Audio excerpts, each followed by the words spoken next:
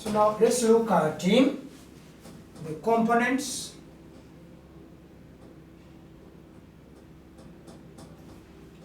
of an invoice. The components of an invoice. An invoice has gotten very many components, including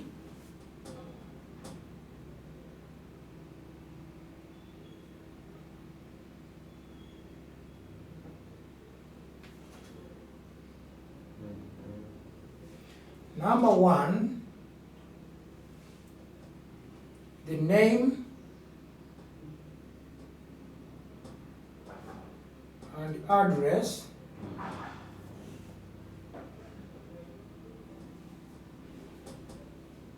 of the supplier.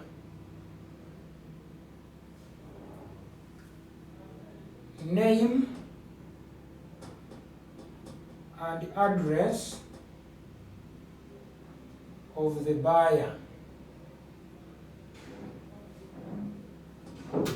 The word invoice, sometimes called name of a document.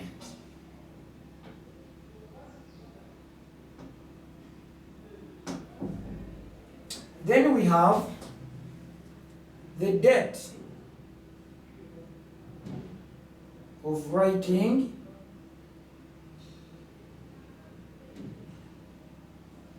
an invoice. The details, the quantity details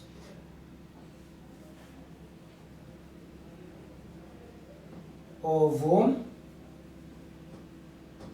goods supplied.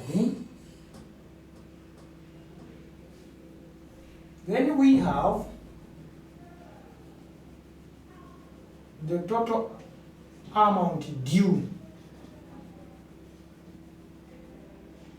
Sometimes we call it amount outstanding.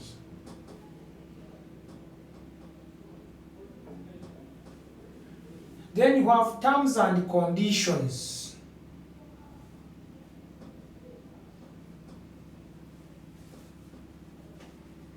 Then we have terms and conditions. We have the invoice number.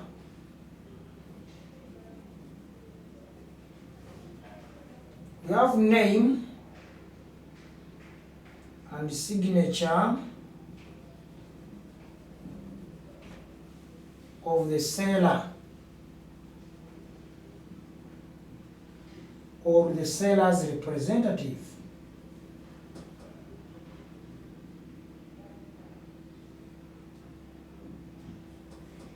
Then we have the name and the signature of the buyer. Of course, not forgetting the logo, not forgetting the frame,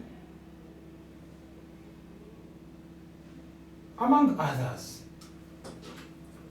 So, when you look at these components, the name and address, it means the supplier who is demanding the money is the one whom we are calling the organization, and the one who is writing this document. And when he's writing this document, he is writing to someone who took goods or no credit, the person who is being demanded. Then we have got the word invoice because we have to know what are we writing, what are we preparing. That's why we're calling it the name of the document. The date, when are we writing this document? In other words, when have we sent this document? Is it today or we sent it yesterday? So the date must be put there. Then the quantity details of goods supplied on credit. What are those goods that you supplied that are making you demand your customer? What are those goods? Just you have to tell us the quantity, the details of the goods, and even the cost. Then at the end of it all, we need to know the total amount that you are demanding. The total amount due. This total amount due will help the buyer to know that indeed I am being demanded this amount basing on the goods that that person took on credit. Then the terms and conditions. These are the terms and conditions that are put by the seller, that you have to pay any time. What if you fail to pay any time? What will happen? And if you pay any time, what will happen also? Is there any penalty? Is there any gain that the buyer will gain? Is the buyer going to lose if he doesn't pay any time? Then the invoice number, as usual, we have not to forget the document number. Then the name, signature of the seller or the seller's representative who is preparing this document. And at the end of it all, we need to see the name and the signature of the person who bought on credit from you.